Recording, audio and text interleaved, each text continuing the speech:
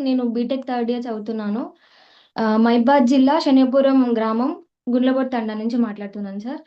Sir నాకు 2, 3 years నుంచి ఇట్లా హిమోగ్లోబిన్ ప్రాబ్లమ్ ఉండే. అసలు 6, 7% వస్తుండే ప్రతిసారి టెస్ట్ చేపించినప్పుడు.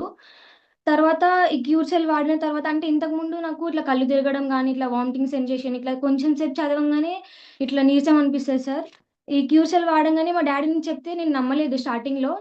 ఒక 4 ప్యాకెట్స్ వాడినాను సార్. అంటే ఒక 3 మంత్స్ వాడినాను. తర్వాత చూస్తే ఒక 12% వచ్చింది సార్. ప్రతిసారి 6, 7 వచ్చిన నాకు 12% వచ్చింది సార్ ఇప్పుడు. చూడండి సార్ మీరే.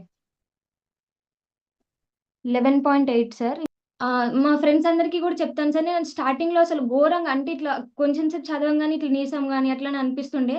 కానీ వాడినప్పటి నుంచి చాలా అసలు మా డ్యాడీకి చాలా థాంక్స్ సార్ నేనసలు. అంతే.